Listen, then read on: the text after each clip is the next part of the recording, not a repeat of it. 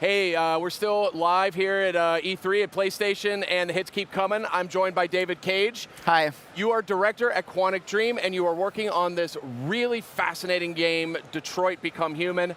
I was talking to Sean Layden earlier. I was talking to Scott Rohde. We were raving about this thing. Tell me, give me the elevator pitch on this Detroit Become Human. Oh, I'm very bad at elevator speech. I'm the worst person on earth. If you give me an hour, then I can be good, maybe. But no, I mean, Detroit is a neo-noir thriller. It's set in a near future in the city of Detroit, of course, Michigan. And in this future, there are androids that look, speak, move exactly like human beings. And they have replaced human in most common jobs. Wow. So they are teachers, workers, babysitters, whatever. And they look exactly like human beings, but they are machines and they are treated as such. So in Detroit, you are going to play only androids, because we didn't want to create another story where the humans would be the good guys and the androids the bad guys, right. and they have a virus and you want to kill them before they kill you. We wanted to take a different angle and say, okay, what if they were the good guys and we humans were the bad guys? Fascinating. So that's exactly the starting point. And some androids in this world start to have a strange behavior. I mean, they start to leave without any reason, or they commit suicide, which is really strange for a machine, of course. And some of them, few of them, start to have an aggressive behavior against humans. So there's obviously something wrong with them, but we don't know what. And that's really the starting point of the story. I mean, just hearing you explain that, my mind is clamoring with all of these, analogies to things that are happening in actual culture right now. It's really, really cool. So, this is what I love about great science fiction, is that it's about actual things. It's about actual parts of our society, about parts of our culture. So that's why it's so exciting to me to see a game like this. And we're seeing some footage right now. We saw some of this at the press conference, a big PlayStation press conference the other night. You guys have done Heavy Rain, you did Beyond Two Souls, actually going even further back, you did Fahrenheit, or as it's known here in the United States, Indigo Prophecy. Which name do you like better, by the way? Fahrenheit. Yeah, I do too, I think. And you did Beyond Two Souls most recently, out now on PS4. Here we go with Detroit Become Human.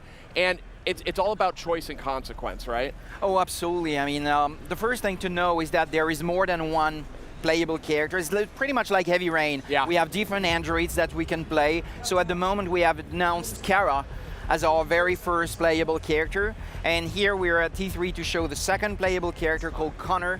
And maybe there's more, who knows? Who's to say? Yeah. And the player will play them through different scenes. This is pretty much the same way Heavy Rain worked. And scene after scene, you tell the story.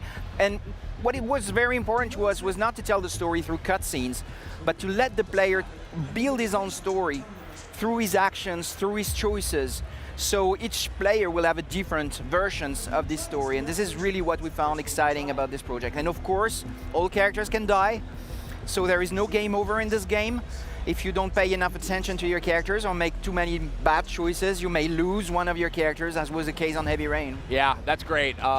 And I mean, I've just loved, Quantic Dream to me is a company that's just not scared to take really, really esoteric concepts or really, really interesting risks creatively. And I think that's what's so exciting. Well, actually, we're very scared. Yeah. But we do it anyway. Yeah, you do it anyway. That's what you got to do, right? No, but we were very lucky also to get the support for 10 years now of Sony, year after year. I mean, we came here in 2006 with our first short, which was called The Casting, that you can still find on YouTube. And that was exactly 10 years ago, and it was a dream come true for us to be And I remember that video very well. Yeah, and it was a dream come true for us to come to E3 and be on Sony's booth. Yeah. And here we are 10 years later, presenting Detroit for the first time in the US, so it's... I mean, it's tremendous, and I mean, I think it really speaks to the accomplishments of the studio.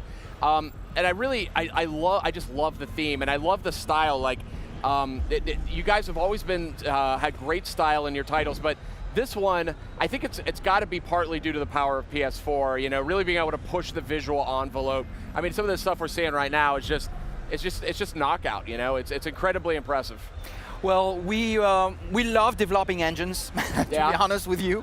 We develop, each new game is a different engine. So we're probably one of the very few studios in the world to do that, because that's probably insane. But with Detroit, we wanted a very specific look. Yeah. And we wanted to develop the sense of cinematography in the engine. So we needed to develop some specific features about the lighting, What we call physically based shaders is the fact that all the materials react correctly to the light. We have developed what we call close-up lighting.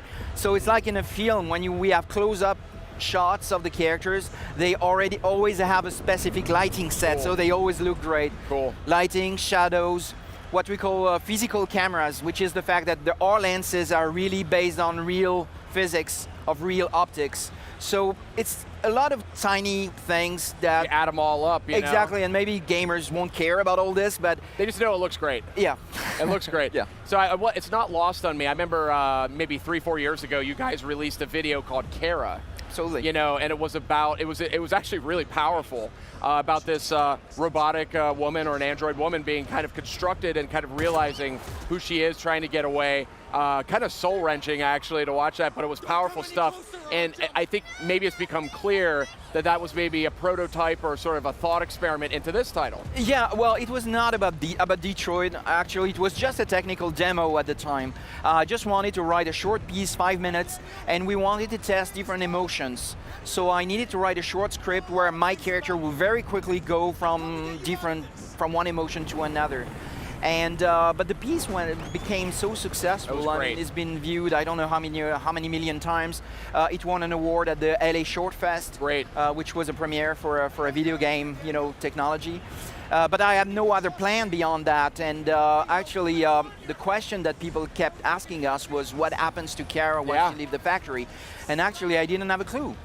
And but I was really haunted by this question because I thought, yeah, what happens to her? Yeah. And so I had to imagine the world outside the factory and what would happen to her when she leaves the factory, and that was really the starting point for Detroit. Powerful stuff, and again, that's what I love about you and I love about Quantic Dream is you're willing to take that stuff on, because it's not exactly like a standard blockbuster premise, right? It's a little deeper, it's a little more intellectual, but you guys have had some, you know, you guys have performed very well. I mean, Heavy Rain was a big hit. Beyond Two Souls did great, had a lot of Hollywood talent. I wanted to ask you a little bit about, you know, in terms of the interface, in terms of the controls. Are we veering a little closer to Heavy Rain or a little bit closer to Beyond Two Souls, or? Well, you know, game after game, we try different things. So we try different interfaces, and we always try to see how we can improve the way we tell stories through gameplay. Sure. And here, I would say, no, it's a more traditional interface. We want a very simple, classic interface, because we want the challenge to be in the mind of the player and not necessarily just on his thumbs. Sure, yeah. So you navigate, you explore this environment, because I know that when we present our games, the first thing people ask is, okay, I get the story, it looks great, but how does it play? What is there to play? Is there just a series of cutscenes? No, I mean, game after game, we try to explain that, no, you're in control of the character, you really decide what you want to do, you interact with your environment, you interact with the other characters, and your decisions shape the story. And what we want to do with this game is really the most bending experience, the most branching experience we've ever created. And really, again, letting the player tell his own stories through his interactions. So one of the big themes coming out of this PlayStation's press conference and E3 in general is the rise of VR. And VR is, you know, becoming bigger and bigger and bigger.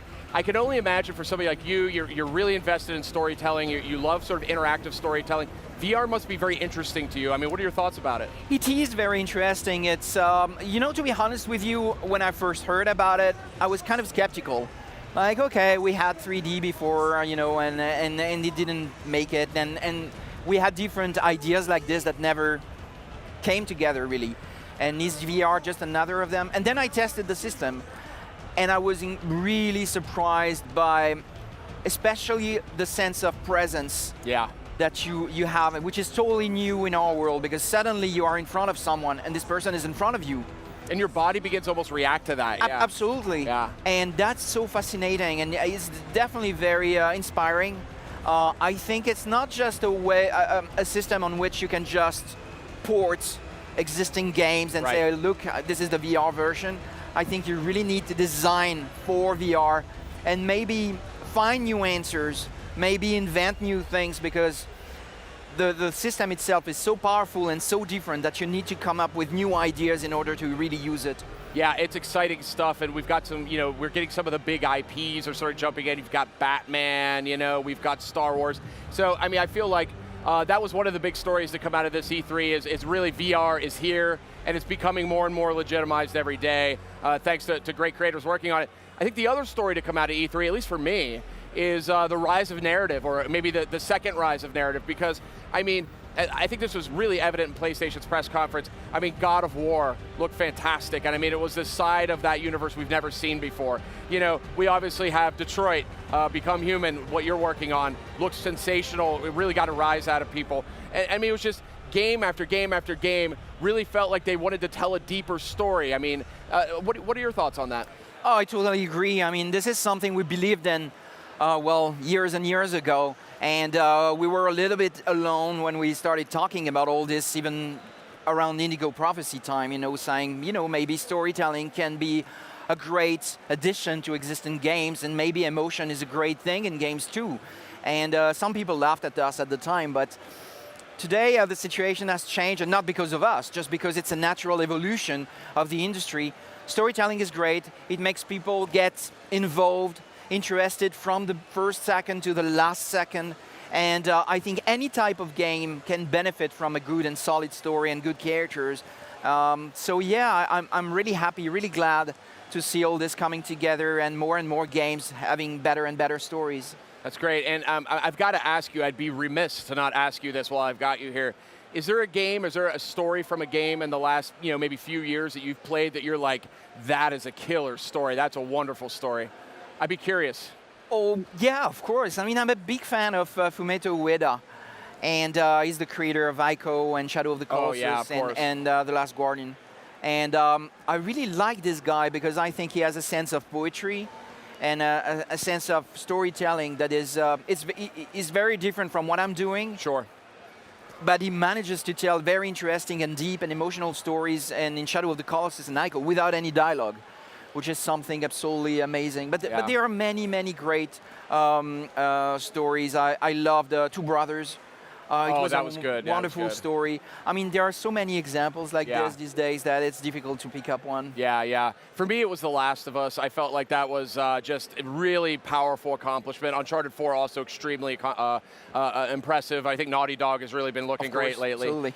But yeah, Detroit Become Human. I have to look out for that. It's that B that mixes me up. Detroit Become Human. It's coming to PS4. Yes. Do you have a time frame in mind, or is that still being discussed? No, we have not announced any release date for now. So it's still under works, deep in development. Absolutely. Oh yeah, very deep in development. But I'm very excited. This one is hugely on my radar. Thank you. I've loved your last few games. This one looks like it's just right up my alley. I love the neo-noir. I love artificial humans. I love all that stuff. So you made this game for me, and Absolutely. I want to thank you for that. Thank you. And I also want to thank you for stopping by to chat. Oh, it's a pleasure. Thank you for having me. Absolutely. PlayStation